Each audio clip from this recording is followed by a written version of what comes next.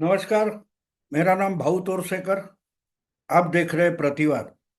दोस्तों, ये मेरा अपना यानी भाऊ तोरसेकर का हिंदी यूट्यूब चैनल है। प्रतिपक्ष ये मेरा मराठी यूट्यूब चैनल है, जहाँ मैं पहले से हिंदी वीडियो भी डालता था। लेकिन पिछले अगस्त महीने से मैंने हिंदी के लिए अलग चैनल बनाया है। तो जो मुझे भाऊ तोरसेकर को सिर्फ हिंदी सुनना चाहते हैं, वो यहाँ सब्सक्राइब करें। आज का जो सब्जेक्ट है, फिर से मुझे महाराष्ट्र पर बात करनी पड़ेगी। इसका कारण है कि पिछले 15 दिन से 20 दिन से एक बात चल रही थी कि महाराष्ट्र में जो दो शिवसेना है और दो एनसीपी, यानी पार्टी टूटकर दो पार्टियां बन गई और दो पार्टियां टूटने से चार पार्टियां बन गई। ऐसे में जो दो एनसीपी है, एक चाचा शरद पवार की पार्टी है और एक भतीजे अजीत दादा की एनसीपी है। तो इसमें लोकसभा में चाचा की पार्टी बड़ी साबित हो गई और विधानसभा में चाचा की पार्टी का सुपड़ा साफ हो गया और विधानसभा भतीजे की पार्टी बड़ी बनकर उभरी। तो आज हालत ऐसी है कि लोकसभा में शरद पवार की पार्टी बड़ी है और विधानसभा में अजीत दादा की पार्टी बड़ी है। तो ये चर्चा चल रही थी बीच में कि अगले 4.5 साल तक कोई बड़ा चुनाव नहीं है। ना कि लोकसभा का चुनाव हो सकता है, ना कि विधानसभा का चुनाव हो सकता है। तो दोनों बाजू से एक प्रयास हो रहा है। ऐसी खबरें चल रही थी कि दोनों बाजू से चाचा भतीजे को एक साथ लाने की कोशिश जारी है और ये खबरें जोर शोर से चल रही थी। फिर चाचा का जो बर्थडे था, जन्मदिन था, उस दिन दिल्ली के उनके निवास पर भतीजा अपने पत्नी के साथ पहुंचता है, अपने फैमिली के साथ पहुंचता है, अपने साथी लीडर्स के पास साथ पहुंचता है। उसका स्वागत चाचा की बेटी यानी शची बहन सुप्रिया सुले करती है, वगैरह वगैरह। तो एक होने की तैयारी शुरू हो गई। और एक क्यों होने वाले हैं?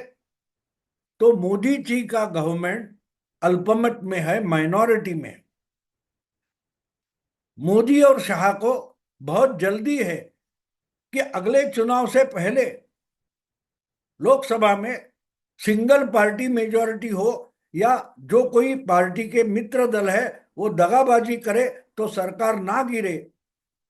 इसके लिए मोदी और शाह बहुमत जुटाने की कोशिश में है और इसलिए शरद पवार को मनाया जा रहा है, उद्धव ठाकरे को मनाया जा रहा है, ताकि नायडू और नीतीश का अगर दगाबाजी होती है तो उनको काट दिया जाए।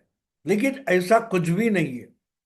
और इसका जवाब खुद अमित शाह ने एक दो हफ्ते पहले महाराष्ट्र के शिरडी में आकर दे दिया। शिरडी में विधानसभा चुनाव के नतीजे आने के बाद जो विजयोत्सव होना था वो शिरडी में हो गया और वहां आकर अमित शाह ने अपनी पार्टी, प्रदेश पार्टी के नेता, कार्यकर्ता, पदाधिकारी, इनको संबोधित करते हुए साफ साफ कह दिया कि उद्धव हो या शरद पवार हो, ये बड़े दगाबाज है, पीठ में खंजर भोंकने वाले हैं, उनके साथ जाने की हम सोच भी नहीं सकते। तो पानी फैल गया। जो कुछ 15-20 दिन से खबरें चल रही थी कि चाचा भतीजा इकट्ठा हो जाएंगे, एनडीए में शामिल हो जाएंगे, मोदी के साथ आ जाएंगे, फिर चाचा की बेटी को केंद्र में मंत्री बनाया जाएगा, ये सब पर पानी फेर गया। वही बात उद्धव ठाकरे की भी हो गई। बहुत सारी खबरें चल रही थी क्योंकि उद्धव ठाकरे जो पानी पी पी कर देवेंद्र फडणवीस को गालियां दे रहे थे, अमित शाह को गालियां दे रहे थे, वो अचानक दिसंबर के मध्य में उठकर नागपुर पहुंचे और विधानसभा के जो अधिवेशन था उसमें जाकर देवेंद्र को गुलदस्ता देकर आ गए, शुभेच्छा देकर आ गए। तो फिर खबरें शुरू हो गई। तो ये दोनों खबरें कितनी गलत थी, ये एक भाषण में और कुछ वाक्यों में अमित शाह ने साबित कर दिया कि इनको तो साथ लेने वाले नहीं, ये बिल्कुल दगाबाज है। लेकिन एक बात साफ है कि दोनों शिवसेना इकट्ठा होना जितना मुश्किल है, उतना ही दोनों पवारों की जो अलग अलग एनसीपी है वो इकट्ठा होना बिल्कुल पॉसिबल है। उसकी संभावना हो सकती है, क्योंकि शरद पवार की जो राजनीति है वो अगर हम ढंग से समझे, पिछले 50 साल से ज्यादा शरद पवार राजनीति में क्रियाशील है, और उसमें से बहुत सारा समय वो सत्ता के साथ रहे। किंबहुना ये भी बोल सकते हैं कि सत्ता से अलग होकर शरद पवार राजनीति कर ही नहीं सकते। उन्होंने एक ट्राई किया है, 1978 से लेकर 86 तक, यानी 8 साल के लिए, सिर्फ 8 साल के लिए शरद पवार ने महाराष्ट्र में संघर्ष की राजनीति की, विरोध की राजनीति की, इंदिरा जी के और बाकी सारे लोगों के साथ बगावत करके उन्होंने एक पुरोगामी या पुलोद नाम का गठबंधन बनाया था। पूरा अपोजिशन उनके साथ था। वहां से लेकर 78 से लेकर 86 तक उन्होंने विरोध की राजनीति करके दिखाई। 2 लोकसभा चुनाव, 2 विधानसभा चुनाव लड़े, लेकिन जब उसमें सत्ता हाथ आने की, सत्ता हासिल करने की कोई संभावना नहीं बची, तो जो राजीव गांधी पहले से मजबूत थे उनको और मजबूत करने के लिए शरद पवार अपने एमएलए और एमपी लेकर खुद ही कांग्रेस में शामिल हो गए। तो कहने का मतलब यह है कि शरद पवार हमेशा सत्ता के नजदीक रहे, सत्ता से दूर रहना उनके लिए पॉसिबल नहीं है। फिर जब 99 में सोनिया गांधी से बगावत करके अलग हुए, 4 महीने में वापस सोनिया की शरण में चले गए, क्योंकि उनको सत्ता के साथ रहना था। कांग्रेस के साथ जाकर एनसीपी सत्ता हथिया सकती है, तो वो उनके साथ बिल्कुल 4 महीने में चले गए, क्योंकि सत्ता ही शरद पवार का मकसद होता है। लेकिन पिछले 10 साल में एक बात ऐसी हो गई है कि किसी भी तरीके से शरद पवार विचारधारा का आधार लेकर, ड्रामा करके, पलटी मारकर मोदी के साथ जा नहीं पा रहे।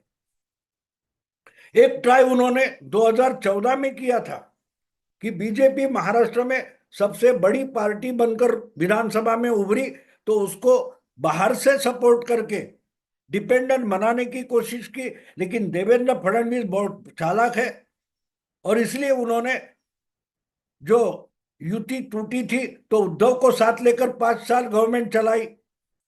फिर 5 साल बाद शरद पवार ने उद्धव को ही तोड़ा और फिर सत्ता में आ गए 2.5 साल के लिए। तो पिछले 10 साल में शरद पवार की हालत ऐसी है कि 6-7 महीने, 6-7 साल 10 में से उनको सत्ता से बाहर बैठना पड़ा है, और इसलिए पवार बार बार छटपटाते रहते। वो सत्ता के सिवा राजनीति नहीं कर सकते। संघर्ष की राजनीति ये शरद पवार की फितरत ही नहीं है, स्वभाव नहीं है, और इसलिए कुछ भी करके वो सत्ता के साथ रहना चाहते, लेकिन सत्ता के साथ भी रहना है और विचारधारा का नाटक भी चलाना है। तो इसलिए इनकी एक द्विधा मनस्थिति बन गई है, द्विधा मनस्थिति बन गई कि मेंटली कांग्रेस के है और सत्ता के लिए बीजेपी के साथ है। तो अब इनकी हालत यह कि उम्र हो गई है, और राजनीति में सब कुछ करने के बावजूद वो अब इस उम्र में अपनी बेटी को सेटल नहीं कर पा रहे। तो पिछले 8-10 साल से उनका एक ही प्रयास रहा है कि बस आखिरी इच्छा है बेटी को पॉलिटिक्स में सेटल करना, लेकिन वो तो भतीजे ने होने नहीं दिया। और अब जो कुछ चल रहा है, जो खबरें आ रही है, वो पूरी झूठी नहीं, उसका आधार अलग है। भतीजे के साथ हाथ मिलाना चाचा चाहते हैं, इसका कारण भतीजा ही मोदी के पास पहुंचने का एक ही जरिया बचा है। अगर मोदी के गवर्नमेंट में जाना है तो भतीजे के जरिए जा सकते हैं, कि वो भतीजा मोदी या अमित शाह से सीधा मिल सकता है, पॉलिटिक्स के लाइन पर मिल सकता है, लेकिन शरद पवार पॉलिटिक्स की बात लेकर मोदी और शाह से मिलना इम्पॉसिबल है, और इसीलिए भतीजा साथ चाहिए। दूसरी बात, भतीजा तो ऑलरेडी शिवसेना बीजेपी महायुति में शामिल हो चुका है, तो उसके साथ जाएंगे तो अपने एमपी मोदी के पीछे खड़े करके अपनी बेटी को सेंटर में मिनिस्टर बनाने की पॉसिबिलिटी बन सकती है। यह शरद पवार का समीकरण है, जो पिछले 2-3 हफ्तों से चर्चा चल रही है। चाचा और भतीजे का मिलाप हो सकता है, दोनों पार्टियां फिर से एकजुट हो सकती है, एक ही झंडे के नीचे और एक ही चुनाव सिंबल की एक पार्टी बन सकती है। लेकिन वो बनाने के लिए चाचा की जो शर्त है, वो भले भतीजा यानी अजीत दादा मान ले, लेकिन अजीत दादा के मानने से मोदी सरकार में कुछ बदलाव नहीं हो सकता, ना कुछ एडिशन हो सकता है। मतलब यह है कि अजीत दादा भी चाहे तो उनकी इच्छा से किसी को मोदी सरकार में मंत्री बनाया नहीं जाएगा। कम से कम उसको सिफारिश अमित शाह की मिलनी चाहिए, और यही तो गड़बड़ है। शरद पवार अपनी पार्टी भतीजे के पार्टी में विलय कर सकते हैं, लेकिन उसके बदले में उनको अपनी बेटी को सेंटर की मिनिस्ट्री में मिनिस्टर बनाना है। लेकिन अजीत दादा, जिनका दिल्ली का सबसे बड़ा अगर आधार कोई है तो प्रफुल्ल पटेल है, जो शरद पवार के भी दिल्ली में बड़े आधार थे। यानी शरद पवार बोलते नहीं थे, लेकिन प्रफुल्ल पटेल बोलते थे, और प्रफुल्ल पटेल बोले तो वही शरद पवार बोल रहे हैं, ऐसा दिल्ली में और राजनीति में माना जाता था। और जब जब शरद पवार मिनिस्टर बने सेंट्रल में, यूपीए में, तो उनके साथ साथ प्रफुल्ल पटेल भी मिनिस्टर बनते रहे। तो बात साफ है, प्रफुल्ल पटेल को भी मिनिस्टर बनना है। लेकिन जो मोदी सरकार की व्यवस्था है, उसमें कम से कम 6 या 8 एमपी जिस पार्टी के हैं उनको एक मिनिस्टर बनाया जाता है। लेकिन अजीत दादा की जो पार्टी है उसका लोकसभा में सिर्फ एक एमपी है। अगर शरद पवार के 8 एमपी उनके साथ आ जाए तो 9 एमपी बनते हैं, और 9 एमपी के जगह एक मिनिस्टर और एक मिनिस्टर ऑफ स्टेट, एक मंत्री और एक राज्य मंत्री एनसीपी को मिल सकता है। लेकिन बात यह है कि मिनिस्टर बनेगा कौन? भतीजा कुछ बोल नहीं पाएगा, लेकिन उनका जो दिल्ली का बॉस है वो है प्रफुल्ल पटेल। प्रफुल्ल पटेल को मिनिस्टर बनना है, वो शहीद होकर सुप्रिया सुले को तो मिनिस्टर बनने नहीं देंगे। और चाचा चाहते हैं कि पार्टी एक होकर उनकी बेटी को सेंटर में मिनिस्टर बनाया जाए। बस दाव वही फंसा है जहां से पार्टी में विघटन शुरू हो गया था। जब अजीत दादा एक दिन उठकर 2 जुलाई 2023 को राजभवन पहुंचे, उप मुख्यमंत्री बने, उनके साथ प्रफुल्ल पटेल भी थे। उसके बाद दूसरे दिन चाचा से बगावत करने का कारण बताने वाली जो मीटिंग अजीत दादा ने ली थी, उसमें वो बार बार उसके बाद भी बार बार एक बात बोल रहे हैं कि बीजेपी के साथ जाना ये शरद पवार की ही, चाचा की ही आइडिया थी। लेकिन बातें हम करते थे और चाचा डायरेक्टली बीजेपी से बात नहीं कर रहे थे। हम लोग जाकर बीजेपी के नेताओं से, अमित शाह हो या और कोई बीजेपी नेताओं से बातें करते थे, सब तय हो जाता था। लेकिन आखिरी मोमेंट में चाचा पैर पीछे खींच लेते थे और कुछ निकलता नहीं था। और उस वक्त मुझे याद है अजीत दादा ने एक बात बताई कि जब एकनाथ शिंदे चीफ मिनिस्टर नहीं बने थे, उससे पहले भी एनसीपी और बीजेपी का एक साथ होना महाराष्ट्र के लिए तय होता था, लेकिन चाचा बिगाड़ देते थे। चाचा ही शुरू करवाते थे और चाचा ही बिगाड़ देते थे। तो वो जो बिगड़ता था उसका एक ही कारण था।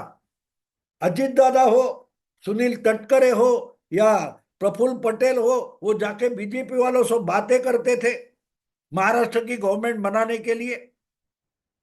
लेकिन जब सब कुछ तय हो जाता था तब चाचा अपनी आखिरी शर्त सामने रखते थे और मामला बिगड़ जाता था।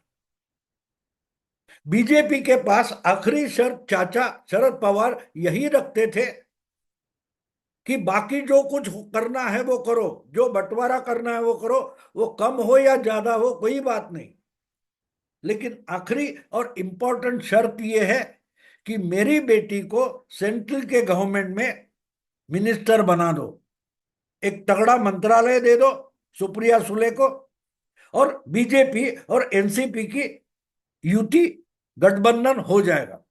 और वो तो अमित शाह मानने से रहे। अमित शाह हर बात के लिए तैयार थे। एनसीपी के मुख्यमंत्री महाराष्ट्र में अजित दादा को बनाने के लिए राजी थे, एकनाथ शिंदे को बनाने से पहले। लेकिन बात बिगड़ती थी सुप्रिया को सेंटर में मिनिस्टर बनाने से। और आज भी अगर चल रहा है कि दोनों एनसीपी इकट्ठा होगी और एनसीपी के कुल मिलाकर 9 एमपी मोदी के साथ हो जाएंगे तो मोदी की ताकत लोकसभा में बढ़ेगी वगैरह सब बातें गणित से ठीक है। लेकिन जो शर्त आती है कि सुप्रिया को सेंटर में मिनिस्टर बनाओ, बस वही बात नहीं बनती। बाकी सारी शर्तें एक तरफ और चाचा की एक अंतिम शर्त एक तरफ, तो बाकी की सब शर्तें मंजूर होती है और एक शर्त कर काम बिगड़ जाता था। बिल्कुल वही आज भी पेच फंसा है। और वही पेच देकर शिरडी पहुंचे अमित शाह ने साफ साफ बोल दिया ये तो पीठ में खंजीर भोंकने वाले हैं, इनसे हाथ मिलाना इम्पॉसिबल है। तो चाचा भतीजे का जो मिलाप हो सकता है उसमें अगर पेच फंसा है तो सुप्रिया को सेंटर में मिनिस्टर बनाने से पेच फंसा है। तो गाड़ी वहां की वहां रुकी है, बहुत टोल नाका घूमकर पार्टी आ जाती है और वही रुकती है जहां बेटी को सेंटर का मिनिस्टर बनाना है। पेच वही फंसा है जहां से शुरू हुआ था। दोस्तों अभी यही रुकता हूं। अगर वीडियो पसंद आए तो लाइक कीजिए, शेयर कीजिए और प्रतिवाद को सब्सक्राइब कीजिए, घंटी सिंबल पर भी क्लिक कीजिए। नमस्कार।